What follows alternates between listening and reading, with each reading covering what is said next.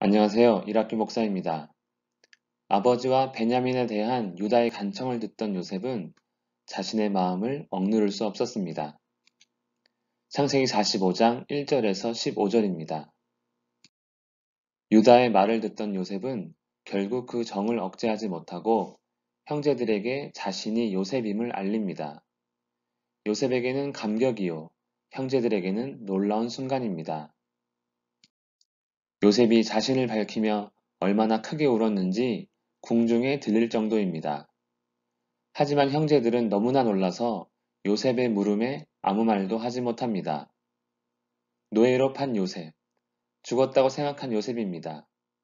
만약 살아있더라도 누군가의 노예로 있지 감히 애굽의 총리가 되어 있을 것이라고 어떻게 상상할 수 있었겠습니까? 지금까지 일들이 자신들에 대한 복수이며 이제 죽을 수도 있겠다고 여겼는지도 모릅니다. 아무 말도 하지 못하는 형들에게 자신을 한 번 더 밝힙니다. 나는 당신들의 아우 요셉이니 당신들이 애굽에 판 자라. 혹시 자신을 노예로 판 일로 인한 근심 때문에 말을 못하는 것은 아닌지 요셉은 근심하지 말라고, 한탄하지 말라고 말합니다. 왜냐하면 자신이 노예로 팔려 애굽에 온 이유는 모두 하나님의 계획이라 깨달았기 때문입니다. 하나님이 생명을 구원하시려고 나를 당신들보다 먼저 보내셨나이다. 그러면서 앞으로 5년 더 흉년이 있을 것이라 말합니다. 바로의 꿈을 통해 알게 된 하나님의 계획은 아주 심각한 흉년이 7년 동안 있게 될 것이란 사실입니다. 그래서 만약 요셉이 아니었다면 7년 동안 풍년이 있었다 해도 애굽은 물론이거니와 많은 사람들이 이번 흉년으로 인해 죽었을 것이며 야곱의 가족들도 예외 없이 죽게 되었을 것입니다. 그런데 요셉을 세우셔서 7년 흉년을 대비하게 하셨고 이로 인해 애굽과 온 세상의 사람들과 야곱의 가족이 죽음을 보지 않고 구원을 얻을 수 있게 된 것입니다. 그렇기에 나를 이리로 보낸 이는 당신들이 아니요 하나님이시라 고백할 수 있는 요셉입니다. 이렇게 요셉은 하나님의 계획 가운데 애굽 온 땅의 통치자가 되었다고 말합니다. 이어 요셉은 형들에게 아버지 야곱과 형들의 가족들을 모셔올 것도 말합니다. 요셉은 아버지 야곱과 형제들과 그 가족들과 아버지에게 속한 모든 사람들을 애굽으로 모셔올 생각입니다. 요셉의 형제들, 지금 이 일이 꿈인지 현실인지 어리둥절한 가운데 제대로 받아들이지도 못하는 것 같습니다.